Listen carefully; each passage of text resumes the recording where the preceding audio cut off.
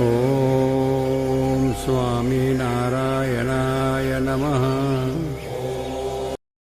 સ્વામિનારાયણ હરે વચનામૃત ગઢડા મધ્ય પ્રકરણનું 28મું જીવન દોરીનું દયાળુ પ્રકૃતિનું.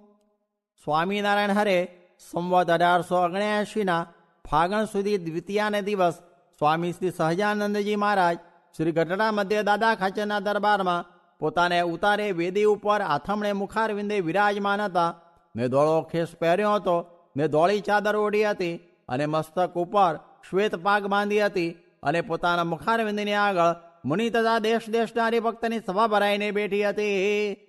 પછી દવે પ્રાગજીએ કહ્યું છે, શ્રીમદ ભાગવત જેવો કોઈ ગ્રંથ નથી. પછી શ્રીજી મહારાજ બોલ્યા છે, શ્રીમદ ભાગવત તો સારું જ છે, પણ સ્કંદ પુરાણને વિશે શ્રી વાસુદેવ મહાત્મ્ય છે તે જેવો કોઈ ગ્રંથ જ નથી. કાંજે એ ગ્રંથને વિશે ધર્મ, જ્ઞાન, વૈરાગ્ય અને ભક્તિ તથા અહિંસાપણું એમનું અતિશય પ્રતિપાદન કર્યું છે. એમ કહીને પછી શ્રીજી મહારાજ બોલ્યા છે, વાલ્મીકી રામાયણને વિશે અને હરિવંશને વિશે અતિશય હિંસાનું પ્રતિપાદન કર્યું છે. અને રઘુનાથજી પણ ક્ષત્રિયની પ્રકૃતિએ વર્ત્યા છે.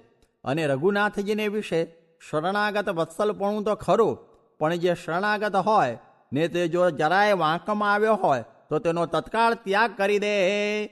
જો સીતાજીને માથે લગાડે એક લોકાપવાદ આવ્યો તો અતિ વહાલા હતા, પણ તત્કાળ ત્યાગ કરી દીધો.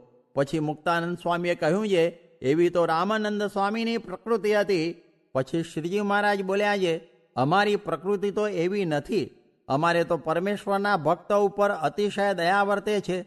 અને પાંડવોને વિશે પણ અર્જુનની પ્રકૃતિ બહુ દયાળુ હતી.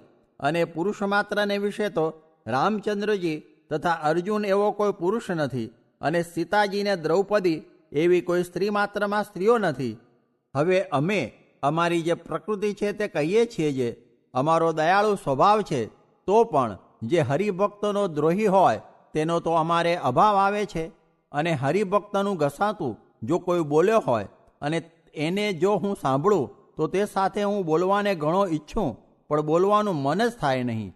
અને જે ભગવાનના ભક્તની સેવા ચાકરી કરે તે ઉપર તો અમારે અતિશય રાજીપો થઈ જાય છે. અને અમારી પ્રકૃતિ એમ છે જે થોડીક વાતમાં કુરાજી પણ ન થવું અને થોડીક વાતમાં રાજી પણ ન થવું. અને જ્યારે જેમાં રાજી થયાનો કે કુરાજી થયાનો સ્વભાવ બહુ દિવસ સુધી જોઉં છું, ત્યારે રાજીપો ને કુરાજીપો થાય છે, પણ કોઈના કહ્યા સાંભળ્યા થકી કોઈની ઉપર રાજીપો કે કુરાજીપો થતો નથી. અને જેનો જેટલો ગુણ મારા મનમાં જણાઈ જાય છે તેટલો તેનો ગુણ આવે છે. અને મારે તો એ જ અંગ છે જે જો ભગવાનનો ખરેખરો ભક્ત હોય તો હું તો તે ભગવાનના ભક્તનો પણ ભક્ત છું અને ભગવાનના ભક્તની ભક્તિ કરું છું. એ જ મારે વિશે મોટો ગુણ છે. અને એટલો ગુણ જેમાં ન હોય તો તેમાં કોઈ જાતની મોટપ શોભે નહીં. અને ભગવાનના ભક્તનો જેને જેને અભાવ આવ્યો છે તે અતિશય મોટા હતા તો પણ પોતાની પદવી થકી પડી ગયા છે. અને જેનું રૂડું થાય છે તે પણ ભગવાનના ભક્તની સેવામાંથી જ થાય છે. અને જેનું ભૂંડું થાય છે તે પણ ભગવાનના ભક્તના દ્રોહમાંથી જ થાય છે. અને વળી જીવને ભગવાનને રાજી કર્યાનો ઉપાય તો મન, કર્મ, વચને ભગવાનના ભક્તની સેવા કરવી એ જ છે. અને ભગવાનના ભક્તનો દ્રોહ કરવો એ જ ભગવાનને કુરાજી કરવાનો ઉપાય છે. માટે અમારો તો એ જ સિદ્ધાંત છે જે ભગવાનનો રાજીપો હોય ને ભગવાનના ભક્તનો સંગ હોય તો ભગવાનથી અનંત વર્ષ સુધી છેટે રહીએ તો પણ કાંઈ મનમાં શોક ન થાય. અને ભગવાનની પાસે રહેતા હોઈએ ને જો ભગવાનનો રાજીપો ન હોય તો તેને હું સારું નથી જાણતો. અને સર્વશાસ્ત્રનું પણ એ જ સાર છે જે ભગવાનનો જેમ રાજીપો હોય તેમ જ કરવું. અને જેમ ભગવાનનો રાજીપો હોય તેમ જે ન કરે તેને ભગવાનના માર્ગ થકી પડ્યો જાણવો. અને જેને ભગવાનને ભગવાનના ભક્તનો સંગ છે ને ભગવાનનો રાજીપો છે ને તે જો મૃત્યુલોકમાં છે તો પણ ભગવાનના ધામમાં જ છે. કેમ જે સંતની સેવા કરે છે ને ભગવાનના ગમતામાં છે તે ભગવાનને સમીપે જઈને જ નિવાસ કરશે. અને જો ભગવાનના ધામમાં છે ને ભગવાનનો રાજીપો નથી ને ભગવાનના ભક્ત ઉપર ઈર્ષા છે તો તે ભક્ત ભગવાનના ધામમાંથી પણ જરૂર હેઠો પડશે. માટે અમારે તો ભગવાનનો રાજીપો થયા સારું જન્મો જન્મ ભગવાનના ભક્તની જ સેવા કરવી છે. અને જેમ અમારો નિશ્ચય છે તેમજ તમારે પણ નિશ્ચય કરવો. પછી મુક્તાનંદ સ્વામી આદિક જે સર્વે હરિભક્ત હતા તેમણે હાથ જોડીને કહ્યું છે, હે મહારાજ, અમારે પણ એ જ નિશ્ચય રાખવો છે. એમ કહીને સર્વે હરિભક્ત વિનતીએ સહિત શ્રીજી મહારાજને પગે લાગ્યા. પછી વળી શ્રીજી મહારાજ બોલ્યા છે, આ વાર્તા જે અમે કરી છે તે કેવી છે? તો વેદ શાસ્ત્ર પુરાણ આદિક જે કલ્યાણને અર્થે પૃથ્વીને વિશે શબ્દ માત્ર છે તે સર્વેનું અમે શ્રવણ કરીને તેનું સાર કાઢીને આ વાર્તા કરી છે. તે પરમ રહસ્ય છે ને સારનું પણ સાર છે. અને પૂર્વે જે મોક્ષને પામી ગયા છે ને હવે જે પામશે ને હમણાં જે મોક્ષને માર્ગે ચાલ્યા છે તે સર્વેને આ વાર્તા છે તે જીવન દોરી રૂપ છે. એતિ વચનામૃતમ. એવી રીતે ગઢડા મધ્ય પ્રકરણનું 28મું વચનામૃત જે તે થયું. સ્વામિનારાયણે સ્વામીએ વાત કરી જે ખરેખરા ભગવદી હોય તેને ગુણ ન વ્યાપે, એ તો દરવાજે રહીને જોયા કરે છે. સ્વામિનારાયણે સ્વામીએ વાત કરી જે કોઈકને ભગવાન પ્રધાન હોય ને કોઈકને વ્યવહાર પ્રધાન હોય, એ બેને બરાબર ફળ ક્યાંથી મળશે? માટે આ વાત પણ જાણી રાખવી. સ્વામિનારાયણે સ્વામીએ વાત કરી જે શાસ્ત્રમાં કહ્યું છે જે શ્રેયાંસી બહુવિજ્ઞાની, અને લોકમાં કહે છે જે સારા કામમાં 100 વિઘ્ન. માટે પરમેશ્વર ભજવામાં ને પરમેશ્વરનું સ્વરૂપ સમજવામાં બહુ અંતરાય છે. તે અંતરાયને ઓળખીને ને તેથી મુકાઈને બહુ ખપવાળો હોય તે પરમેશ્વર સન્મુખ ચાલે, નિકર ચલાય એવું નથી. કેમ જે આ લોકમાં અનંત અંતરાય છે. સ્વામિનારાયણે સ્વામીએ વાત કરી જે અંતરમાં ભજન કરવા શીખવું, તેણે કરીને વિષયના રાગ ઓછા થાય છે. સ્વામિનારાયણે સ્વામીએ વાત કરી જે આ જીવ વિશ્વાભિમાની, તૈજસાભિમાની ને પ્રાજ્ઞાભિમાની એ 3 દેહમાં 3 ગુણમય વર્તે છે, પણ તેથી પર ગુણાતીત વર્તું. અને બ્રહ્મરૂપ થવા માંડે તેને સુખ થતું જાય છે. જેમ તડકામાંથી બળતો આવે ને ઝાડને છાંય બેસે ને શાંતિ થવા માંડે, ને વળી જેમ ટાળ વાતી હોય તે અગ્નિએ તાપે ને સુખ થાય, ને વળી જેમ ભૂખ્યો હોય ને તે ખાવા માંડે તેમ ભૂખ તરસ જાય ને સુખ થાય, તેમ બ્રહ્મરૂપ થવામાં સુખ રહ્યું છે. સ્વામિનારાયણ હરે સ્વામીએ વાત કરી જે નિવૃત્તિમાં રહે તો ઇન્દ્રિયોની શુદ્ધિ થાય છે ને જીવની પણ શુદ્ધિ થાય છે. તેવી પ્રવૃત્તિ માર્ગમાં થતી નથી. માટે વિવિધ ભોગમાંથી સંકોચ કરવો. સ્વામિનારાયણ હરે સ્વામીએ વાત કરી જે સર્વ પ્રકારની વાતો જેનાથી સમજાય તેને સર્વેથી મોટા સમજવા. ને બધા સત્સંગમાં જીવ ન જોડાય, પણ 2 જણ સાથે તો જીવ જડી દેવો. ને તે વિના બીજામાં માલ ન જાણે તે જીવ જડ્યો કહેવાય. ને બીજાનો દેહ કરીને તો સંગ હોય. સ્વામિનારાયણ હરે સ્વામીએ વાત કરી જે કથામાં સભા ટાણે કેટલાક રહેતા નથી ને 2 આસન રાખે છે, તે શું જાણતા હશે? આવા કહેનારા નહીં મળે. તે ગોપાળાનંદ સ્વામી હતા ત્યારે પણ એની મંડળીના સાધુ પણ કોઈ ન રહેતા ને બીજા બેઠા હોય એમ છે. તે જ્યાં સુધી 3 પેઢી હોય ત્યાં સુધી ખરેખરું રહે. તે થઈ રહ્યું. હવે 3 થઈ ત્યાં તો માણસ મંડી પડ્યું છે, પણ સાધુતા રાખવી એમ ન કર્યું. ને મોટા સાધુ છે ત્યાં સુધી ઠીક છે, ને પછી તો ગ્રહસ્થને બાયડી, છોકરો, રૂપિયા ને ખાવું, ને ત્યાગીને દેહ, ચેલોને ખાવું, એ 3. ને બેનો તો જોગ જ નથી. એમાં શું? તુલસી સો નર ચતુર હૈ, રામ ચરણ લે લીન, પર ધન પર મન હરંદકુ, વેશ્યા બોત પ્રવીણ. સુખ તો ભગવાનની મૂર્તિ, આજ્ઞા ને એકાંતિક સાધુ એમાં છે. સંસારમાં સરસો રહે, મન મારે પાસ, સંસાર જેને લોપે નહીં તે જાણ હરિનો દાસ. એ ખોટું છે. એ તો અનેક ચિત્ત વિભ્રાંતા એમ થયું. 2 ઘોડે 1 જણથી ન બેસાય. ચિત્ત કી વૃત્તિ એક હૈ, ભાવે તહાં લગાઓ. ચાહે તો હરિ કી ભક્તિ કરો, ચાહે તો વિષય કમાઓ. 2 વાત ન બને. જે લોટ ખાવો અને હસવું એમ છે. ને ઓલા કાઠીવાળું ન કરવું જોઈએ. આસે તાળો બગડતો ને ઓસે તાળો બગડતો એમ નહીં, ઓલી તો બગડેલું જ છે. મંદિરમાં મોટા સાધુ પાસે શાંતિ રહે તેવી ઘરે પણ ન રહે એમ સૌને છે. પણ ઉનાળામાં ટાઢું હોય કે ચોમાસામાં હોય એ કહો ને હવે આપણે સૌ ભેળા થયા છીએ તે મનમાં એમ છે જે કસર ટાળીને ભગવાનના ચરણારવિંદમાં જોડાવું છે. તે જેવો વેપારમાં, વાડીમાં, ખેતીમાં આગ્રહ છે તેવો કરશું ત્યારે મહારાજ પાસે જવાશે.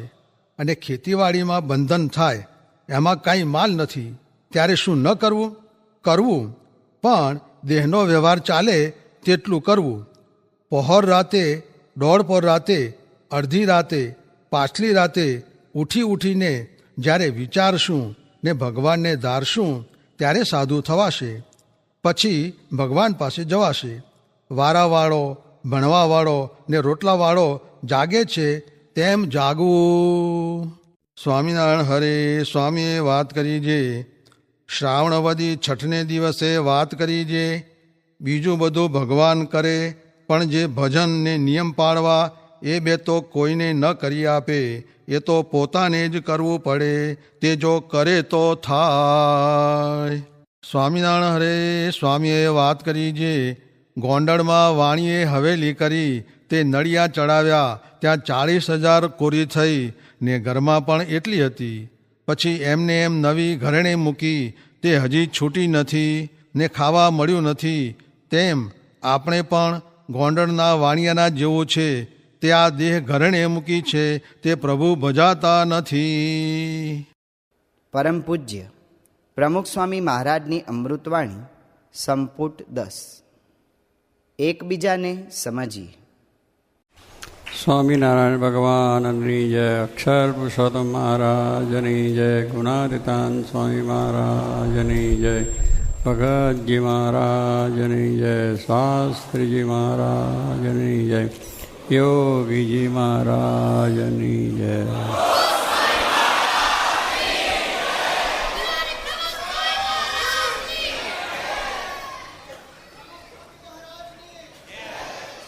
આ વૃદ્ધોને બાળકોની પણ જય. કારણ કે આપણને એમને બહુ આનંદ કરાવી દીધો. એકદમ એવી વાતો કરીને, ગયડાની વાતો સાંભળીને, છોકરાની વાતો સાંભળી મૂંઝવણ થઈ ગઈ. હવે કરવું શું? તમને થઈને અમને મૂંઝવણ થઈ. એટલે આ તો બધું આપણે જાણ્યું, બધું પ્રશ્નો બધું થયું છે. એમાં વડીલો કે બાળકો યુવકોનો કોઈનો વાંક કાઢાય એવો છે નહીં. વાંક કાઢીએ તો આપણે ગુનામાં આવી જઈએ એવું છે. કે આવો બધો સરસ જમાનો છે, એમાં વળી તમે અમને કહો કેમ ચાલે? આ જમાનાનો લાભ લેવા દો. અત્યારે આ લાભ લેવા માટે અમારો જન્મ છે. જોવું ને હરવું ને ફરવું ને નાચવું ને કૂદવું ને બધું. ડોહા હોય કહે છે ટીવી જોવા બેસી જાય. ડોહાને ક્યાં કહેવાનું? એ પાછા નવી જમાનામાં ભરી જાય છે. અને પછી મારો છોકરો બગડી ગયો. તમે પહેલાં બગડાય નહીં વાત કરો ને. આપણે શું આ ટીવી જોઈએ જોતો હોય? પણ ના, તું બેસ. અમે તો 1 રૂપિયાનું 400નું, અરે 1 રૂપિયાનું 4 શેર 4 શેર ઘી ખાધું છે. બે જમાનામાં 1 રૂપિયાનું 4 શેર. અત્યારે 100 કિલો ઘી મળે. એટલે એ પછી વાત કરે કે તમે હું સમજો ઘી ખાધું. એટલે અમે જોઈએ. પેલો છોકરો ના પાડે કે ભાઈ આ જોવા જેવું નથી, બહુ તમને આંખ્યો થાય. તે જ છે. હજુ ચારા દેખું છું. એટલે આવી બધી વાતો કરે. પણ એ બધી વાતોની અંદરથી આપણે કોઈનો દોષ કાઢ્યા સિવાય અત્યારનું જે વાતાવરણ અને પશ્ચિમનો જે પ્રહાર આપણા ઉપર છે, પશ્ચિમની રહેણી કહેણી, ખાવું પીવું, બેસવું બોલવું, એ આપણા ઉપર પ્રભાવ કરે. અને એ પ્રભાવને આપણે વળગી પડ્યા. એનો વિચાર નથી કર્યો કે આ છે, એનું પરિણામ શું છે. એ કરવાનો વિચાર નથી. બહુ સારું છે, કૂદવા માંડી પડ્યા અને એમાં લેવી જવા માંડી પડ્યા. એ પ્રમાણનું વાતાવરણ ઘરમાં થઈ ગયું ને બહારે થયું ને બધું થયું, કુટુંબમાં પણ થઈ ગયું. એટલે બહારનું જે વાતાવરણ, પશ્ચિમનું જે વાતાવરણ છે એ આપણી અસરનું આ બધું કારણ છે. અને હજુ જો આપણે નહીં સમજીએ તો પછી આપણું કોઈ ઠેકાણું પણ રહેવાનું નથી. બધી રીતે આપણે ખુવાર થઈશું અને આપણું કુટુંબ છિન્ન ભિન્ન, જે આપણું જે પૂર્વ જે આપણા ભૂતકાળમાં બાપ દાદાઓ થઈ ગયા, વડવાઓ થઈ ગયા, તેગડેનો સમાજ થઈ ગયો, આપણે ધર્મનું વાતાવરણ, આ બધું તમે એનો વિચાર કરો. ભૂતકાળને ભૂલી ન જાઓ. તમે ભૂતકાળ આખો જો ભૂલી જશો તમારું અસ્તિત્વ જ નથી. ભૂતકાળની અંદર આપણા બાપ દાદાઓ કેવી રીતે રહેતા હતા, કેવી રીતે કાર્ય કરતા, શું કરતા, એમની પરિસ્થિતિ ગમે તે હોય, એમની પરિસ્થિતિ આગળ બહુ વૈભવવાળી નહોતી, પણ એવી પરિસ્થિતિમાં પણ પોતે જીવન જીવ્યા છે. અને એક કુટુંબને પણ એક કુટુંબના 5 દીકરાઓ હોય, ભાઈઓ હોય, તો સાથે રહી અને જીવન જીવતા હતા. બધે પોતપોતાની રીતે વડીલોની મર્યાદા સંપૂર્ણ હતી કે બાપનું કુટુંબ જે હોય એક જ જે વાત કરે એમાં બધાએ સારી રીતે કરતા હતા. સ્વતંત્રતા નહોતી.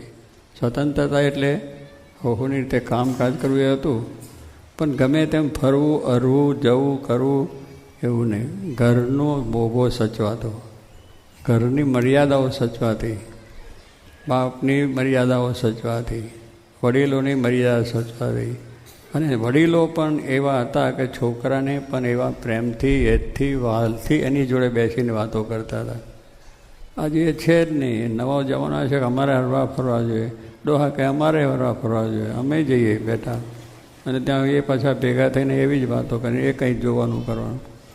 એટલે એમાં મેળ ક્યાંથી ખાય?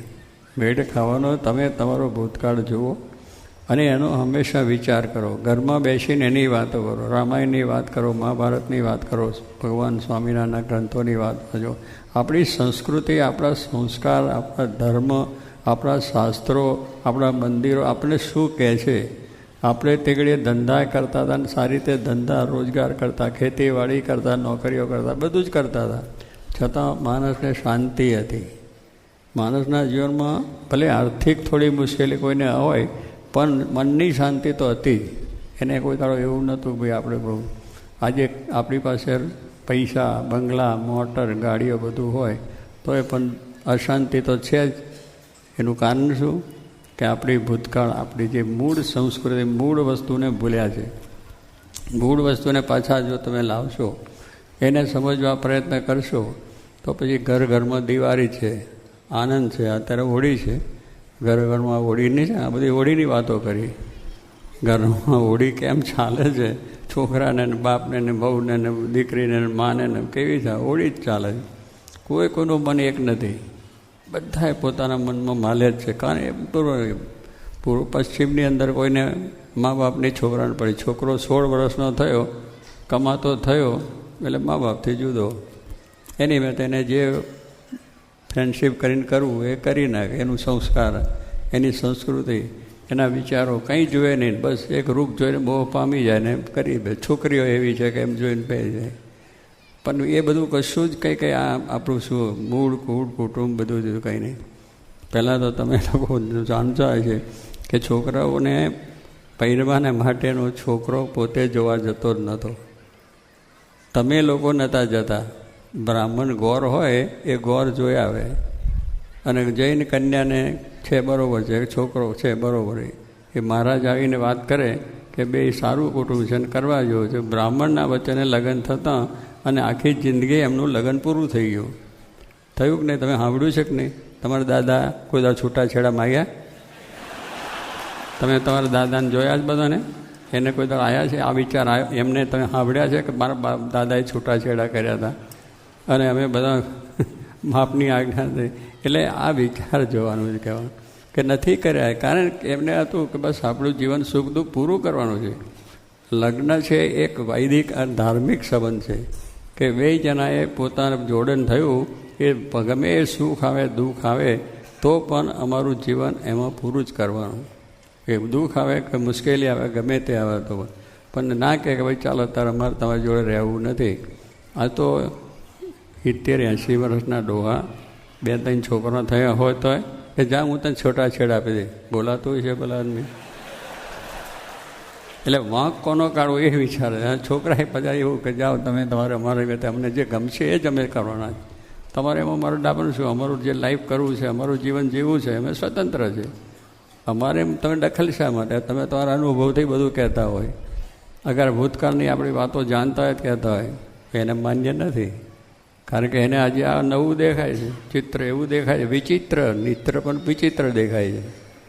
એમાં કંઈ શાંતિ નથી, સુખ પણ નથી. એ પૂર્વના દેશો પશ્ચિમના દેશોમાં બધા ગયા જાણો પૈસા, બસ એટલો જ આપણને કદાચ થોડો લાભ છે, પણ આપણા સંસ્કાર તમામ નષ્ટ થઈ ગયા. ત્યાં પણ એટલા જ દુઃખો ને મુશ્કેલીઓ બધું ઘણું તેનું છે. એટલે એ સંસ્કારો આપણે પડ્યા અને એ સંસ્કારમાં આપણે જીવીએ છીએ. એટલે એમાં આપણે બધું સારું ચાહીએ ક્યાંથી થાય? એને ભૂલવાનું જ છે. આ જે નવું વાતાવરણ છે એને ભૂલવાનું છે, ને જૂનું છે યાદ કરવાનું છે.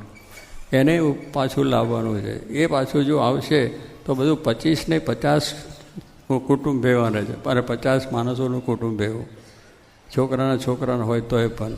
અને સારી રીતે અત્યારે પણ એવા જે સંસ્કારી કુટુંબ છે એ ભલે 2-5 ભાઈઓ હોય એના છોકરા કુટુંબી હોય, પણ બહુ જ પ્રેમથી સારી રીતે રહે છે, જીવે છે. નહીં તકરાર, નહીં ટંટો, નહીં બખેડો, કશું જ નહીં. કે કંઈ બહાર જવું હોય તો એ મર્યાદા પૂછવાનું કરવાનું. બાપ કહે આજે છોકરો છે એ બાપની શું પરિસ્થિતિ છે એ જોવાની નહીં. હું બાઈ કહ્યું ને, બાઈટ તો જોઈએ જ જોઈએ ને જોઈએ. પેલા એને ખાવાનો હા પડે છે ને તું બાઈટની વાત ક્યાંથી કરે? એને ખાવાનો હા પડે છે તારે માટે. એને બિચારો પેટે પાઠા બાંધીને તને ભણાવતો કરતો હોય. બાઈટ જોઈએ જ. અમે કહીએ છીએ કે જરૂર છે આજના જમાના પ્રમાણે, પણ કેટલી વખત સ્કૂલે જવાનું હોય તો ચાલીને પણ જઈ શકે. કારણ કે વહેલું ઉઠવાનું નથી, બસ મોડા ઉઠવાનું. પછી અમારે નિશાળે જવું છે એટલે બાઈટ જોઈએ જ. બાઈટ જોઈએ સાચી વાત છે, પણ થોડું ચાલો, કસરત થાય, શરીર સારું રહે, વ્યવસ્થિત રહે. માઇલ સુધી બધા ચાલીને જતા હતા પહેલાં. પણ આજના જમાના પ્રમાણે જો એમ નથી. પણ બાઈટ લઈને પાછું જો સ્કૂલનું ભણતર પૂરતી જ બાઈટ હોય તો વાંધો નથી. પણ પછી ભાઈબંધ દોસ્તદારમાં આ મોટા મરણ, આ મોટા દાડમ કેટલાય બાઈટ લઈને ફરફરાટ જોઈ આવે કે આને મળું છે, આને મળું. એટલે નકામી બાઈટનો ઉપયોગ કરો છો. બાઈટનો ઉપયોગ જો યોગ્ય થતો હોય તો વાંધો, પણ એ નકામો થાય કે બસ અમે ફર્યા જોયા બીજું. આજના જમાનામાં લગ્ન થાય. લગ્ન થાય એટલે પછી શું કરવાનું? પહેલાં તમારા પૂર્વમાં તમે યાદ કર્યું છે કે લગ્ન કરીને ક્યાં જતા હતા? પહેલાં મંદિરમાં. તમે સમજ્યા છો? છૂટાછેડા ક્યાં? અરે પેલા પેલું જોડવાનું થાય ને તો કોઈ ત્યાં પોતે જે ભગવાનને માનતા હોય મંદિરમાં જાય અને ત્યાં જઈને પગે લાગી પ્રાર્થના કરી અમારું જીવન સુખમય થાય, કાયમ અમારો સંપ રહે, અમે સુખે જીવી શકીએ, ગમે સુખ દુઃખની અંદર પણ અમારો પ્રેમ તૂટે નહીં, એ પ્રાર્થના કરીને ત્યાંથી પગે લાગીને ઘરે આવતા. ગામમાં પૈસાનો ખર્ચો નહીં, ટિકિટોને પાસપોર્ટ કરાવવાના નહીં, કશી જ ચિંતા નહીં, બધું એમાં પતી જતું હતું. પૈસાનો ખર્ચો, ચાલીને જવાનું એટલે પૈસાનો ખર્ચો. આજે લગ્નની સાથે હનીમૂની, શું કહો છો? બસ મારે જવું છે, બાપને ગમે તેમ થાય કે મારે બીજો કે એને બાપને આ ઊંચી ઉદ્ધાર કરીને મોકલે ને ત્યાં જઈ અને 50,000 લાખ જેવો ખર્ચો કરીને આવે, પણ આવતાની સાથે ઘર ભેગા પાછા 2 છૂટા દે, પેલો એને ઘરે પેલો એને ઘરે. મને નહીં ફાવે આ, મને નથી આ લોકો હવે આ પૈસાનું પાણી. અને એમાં પહેલાં તો પગે લાગીને આવે, ભગવાનની પ્રાર્થના કરીને તે આખી જિંદગી સાથે રહીને જીવ્યા છે. એ આપણી સંસ્કૃતિ છે, એ આપણી વસ્તુ છે. એને વિચારો, આપણે એમનો વિચારો. આપણે ખાવાનું પીવાનું બીજું ના નથી પાડતા, પછી અભક્ષ્ય વસ્તુ છે એને અડવાનું જ નહીં. એ આપણી સંસ્કૃતિ જ નથી. કોઈ જીવને મારીને આપણે ખાવાનું છે. ગુટકા છે, શું ગુટકાની અંદર ફાયદો છે? વિચાર કરો થોડુંક ખાતા પહેલાં. જવાનીઓને આજે એ બહુ તેજ છે કે ગુટકા ખાવા, સિગરેટો પીવી, આમ ફરવું, આટલું પહેરી કહે છે ને 100 જાતના ડ્રેસ, 100 જાતના ડ્રેસ રાખે. રાઇટ ને લાઇફ ને બધા ડ્રેસ. ઓફિસનો ડ્રેસ જુદો, જાજરૂ જવાનો ડ્રેસ જુદો, કોલોનો જુદો, બધા ડ્રેસને નોખા શું છે બોલાવી? હા, અમે એક જ દેશમાં આખી દુનિયા ફરીને આવ્યા. તોય અમને કોઈ પૂછતું નથી કે તમે આવું કરીને કેમ આવ્યા. એ યુરોપિયનો મળે છે, મોટા પ્રધાનો મળે છે, બધા મોટા મોટા રાષ્ટ્રીય પુરુષ બધાય મળે છે અને પ્રેમથી મળે છે. પ્રેમ નથી કહેતા ગેટ આઉટ, વેલકમ વેલકમ કરીને અમને બોલાવે છે અને વાત કરે છે. પણ આ તો એક મનની માન્યતા છે કે ત્યાં જવું પડે એટલે આમ જોઈએ. કશું જોતું નથી. ગાંધીજીને સ્વરાજ લેવું હતું તો એને કહ્યું કે મારી પોતળી પહેરીને જો આવીશ, ગોલ્ડ મેડલ પડી છે જ્યારે લંડનનો સમય, તો પહેલાં કે નહીં તમારે આવું ના ચાલે, એમાં તો જવું પડે એટલે તમારે ટાઈ બાઈ બધું પહેરવું પડશે. પેલો કહ્યું મારો દેશ છે, મારો દેશની જે પહેરવેશ છે એ પહેરીને જ હું આવીશ. તમારે મારી જોડે વાત કરવી તો કરો, મારે કંઈ જરૂર નથી. આટલી હિંમત આપણી હોવી જોઈએ. પણ આપણે તો ઢીલા ઢબ થઈ જાય ખરું, ત્યાં જઈને આપણે કહીએ બધા મૂર્ખ, અને પાછા બે જણા બોલે એટલે આપણું મોઢું ચડી જાય. અરે બોલો ને તમારે જે બોલવું હોય. અમે છે એ છે, અમારી ભાષા જે છે અમારી ભાષા છે, અમારો પહેરવેશ છે અમારી ભેષ છે, અમારો ખોરાક એ અમારો ખોરાક છે. અંગ્રેજો 150 વર્ષ રહ્યા, તમારો ખોરાક લીધો, એનું મૌસાનું તો એ જ રાખ્યું. એની ભાષા બદલી, આપણે તો તરત જ ભાષા એટલે ગુજરાતી ભૂલી જ જવાના. પરદેશ જાય એટલે અત્યારે અહીંયા ભૂલી જાય છે ને, મુંબઈને બધા ભણે છે ને તો છોકરાઓનું ગુજરાતી નથી ભાવતું. એટલે તમે આ દેશમાં રહ્યા છે એ ગુજરાતી ભાષા, મરાઠી ભાષા, હિન્દી ભાષા, જે ભાષા છે તમારી રાખો. ભાષા એ આપણી સંસ્કાર છે આપણા, પણ કહેવાનું છે કે ભૂલી જવાના, અને એ બધું થઈ જાય. એટલે આવા બધા પ્રશ્નો આપણને થયા છે. પણ એમ આવી રીતના આપણે જો વિચાર નહીં કરીએ તો આપણે આ બધું ગમે એટલું આ વાત કરીએ છીએ, પણ અત્યારે એ જ છે કે આ બેઠા અત્યારે બધાએ સાંભળ્યું, તમારું જોયું ખરું, વ્યવસ્થિત જોયું, બધું સાંભળ્યું ને તાલીઓ પાડી દીધી, તાલીઓ બધી. પણ એમાં એ કંઈ ઘરે જઈને પાછું એમનું જીવમાં ઉતર્યું નહીં, એક શબ્દ નહીં ઉતરે, અને પછી કરતાં એ કરશે. એનો અર્થ શું છે? અમને વેશ ભજ્યો એનો અર્થ શું છે? એ કાલે એ ફરતા પછી એના ડોયા એ ના કરતા રહીએ. એ સાંભળ્યું એનું અર્થ શું છે એમ કહું છું. એ અત્યારે આપણે જે કર્યું છે, તમે સાંભળ્યું છે, અમે બરાબર, તો એને અમલ થવો જોઈએ એમ કે ભાઈ આ પ્રશ્ન છે એનું નિરાકરણ તમે વાત પૂછો કરો, હું કહું છું, પણ એનું નિરાકરણ કંઈક કહો, એનું વર્તનમાં આવવું જોઈએ. આમાં તો કરે વેશ ભજવવાનો નથી, કંઈ કહે છે ને કંઈ ધર્મ છે એની વાતો કરવાની વાત નથી, આચરણમાં મૂકવાની.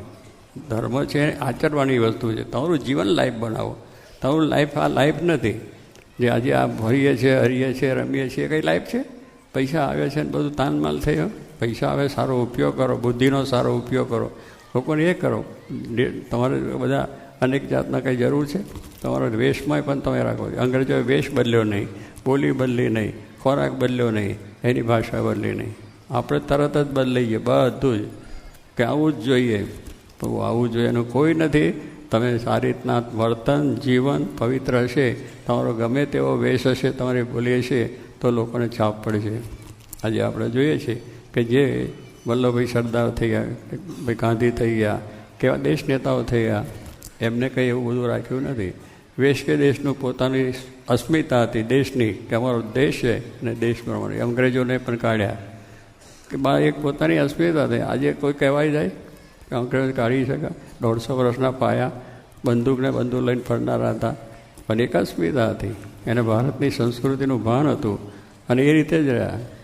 તો એને કાઢી શક્યા અને બધું કરી શક્યા. ગાંધીજીને ઠેવટ સુધી પોતળી પહેરીને ફર્યા છે.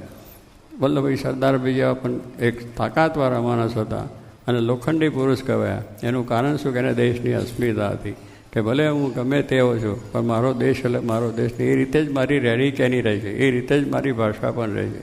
મારે કંઈ તમારી જરૂર નથી.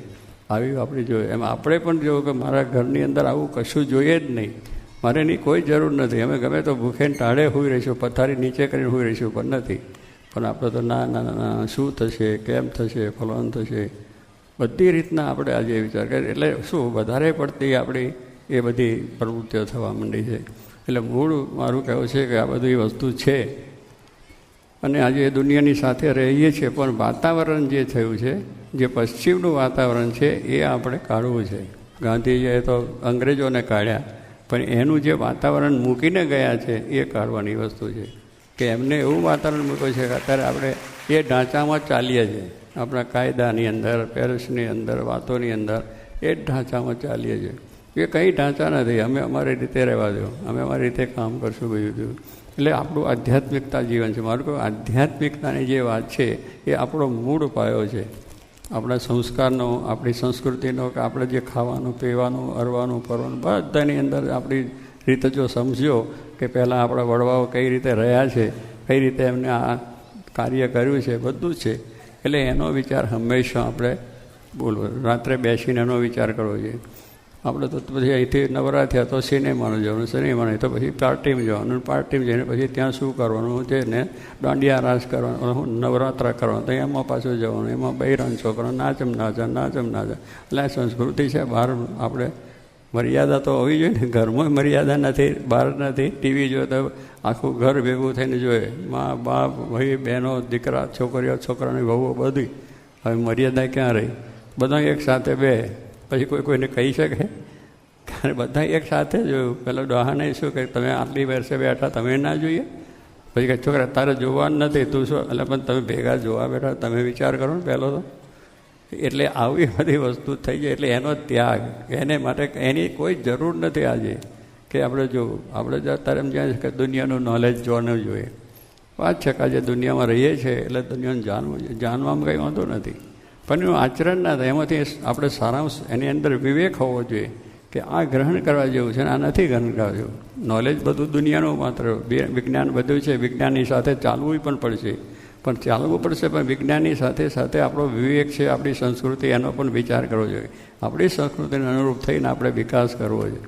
આપણી સંસ્કૃતિ કંઈ આવું નથી. એમને વિજ્ઞાન જે વધ્યું છે એ બધું વેદો ઉપનિષદોની અંદર છે, પણ એને વાંચવા નવરા નથી ને આપણે એનું બાકી એની અંદર બધી જાતનું ટેકનિક.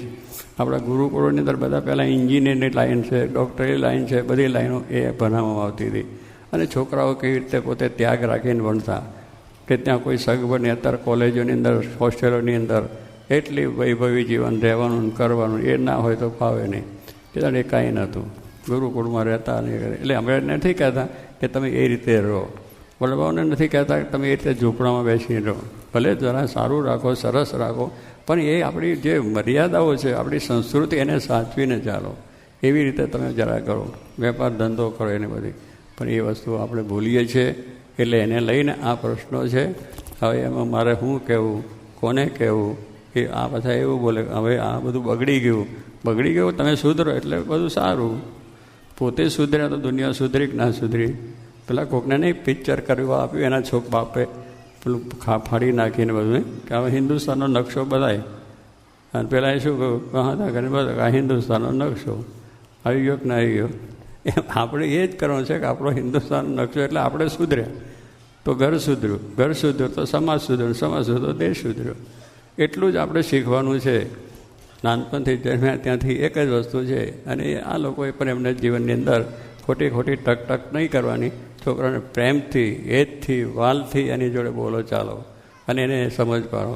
છોકરાએ પણ જોવું છે કે મા બાપની સ્થિતિ શું છે, મારે એ રીતે જીવવું છે.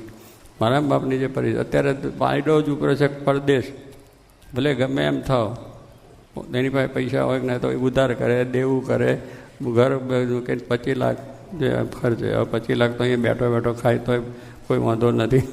વ્યાજ આવે એમાંથી બધા કપડાં મળે ને ખાવા મળે કે ના મળે. 25 લાખ કરી જાય, પૈસા હોય એ જાય બરાબર છે, એનો વાંધો નથી.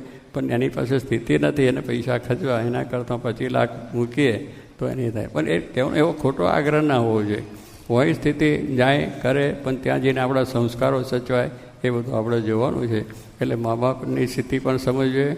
મા બાપે પણ છોકરાઓની સાથેની સ્થિતિ સમજવી જોઈએ કે એને હાવ તરછોડાય નહીં. એને જે ભણવાનો અભ્યાસનું પણ એને જે રુચિ હોય એ જ ભણવા દેવો.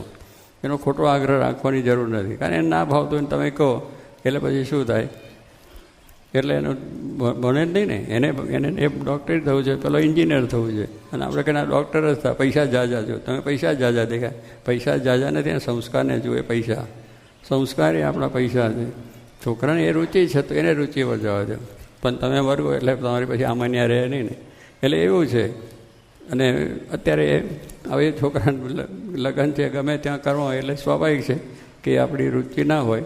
અને બરાબર છે કે જે મર્યાદા એ છે કે ગમે તેની સાથે ગમે આપણે વિચાર કરી દઈએ. મા બાપને ખબર જ ના હોય એ રીતે ના થાય. મા બાપને તમે પહેલી વાત કરો, તમને જે છો તે હેતપીત થયું હોય. અને તે હેતપીતની અંદર પહેલાં પેલું છે કે આપણા સંસ્કાર અને સંસ્કૃતિ સચવાતી હોય એ સાથેનો સંબંધ થવો જોઈએ. એની અંદર એવી કંઈ નાત જાતના ભેદ નથી કહેતા, પણ મૂળ વસ્તુ કે એવો સંસ્કાર જોઈએ. અને એ તમે કરતાં પહેલાં તમારા મા બાપને પૂછો કે ભાઈ આ બધું અમે કરીએ. પછી એ કે રાજી થાય. ના હોય તો થોડુંક કન્વિન્સ કરવા પ્રયત્ન કરો. પણ ના, એ ના મને ગમે નહીં. અને મા બાપ પછી છે એ છોકરાને કે ના તને નથી જ કરવાનું, તો છોકરો બીજી તમે કન્યા આપશો તો એનાથી છૂટો થશે, પૈસા તમારું લગ્ન વગરનું ભોગ અને પૈસા જશે ઉપરથી, કારણ કે એને જે ધાર્યું છે એ કરવાનું છે, છોકરીએ ધાર્યું એ કરવાનું છે. એટલે સમજાવવા પ્રયત્ન કરો. પણ છોકરા છોકરીએ પહેલો વિચાર કરવો જોઈએ કે આ જે છે પાત્ર સાથે હું કરું છું એ બરાબર છે કે નહીં, એ મા બાપની મંજૂરી હોવી જ જોઈએ. આપણી સંસ્કૃતિ છે, આપણા સંસ્કાર. અત્યારે સ્વતંત્ર મળે એટલે અમારા બાપની શું જરૂર છે, બાપને શું પૂછવાની, એક અમારા છોકરાની શું જરૂર, એવું નથી. મર્યાદા છે, એકબીજાને મળીને ચિંત કરો. એટલે આ બધું વાતાવરણ છે.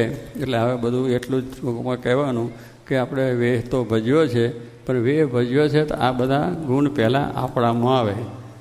વક્તાઓ જે વાતો કરે છે એને પહેલું જીવન જોઈએ, પછી એની પર છાપ બીજાને પડે કે આ બધાને થાય. પણ આ સાંભળ્યું છે અને આપણે તમે કર્યું છે એ બધાએ એવો વિચાર કરો કે આપણે હવે આપણો પૂર્ણ વિચાર કરીને એ જાતનું જીવન કરવું છે અને શાંતિ લાવવી છે, શાંતિ પ્રાપ્ત કરવી છે. એ પ્રમાણે ભગવાન બળ સર્વને આપે એ આશીર્વાદ.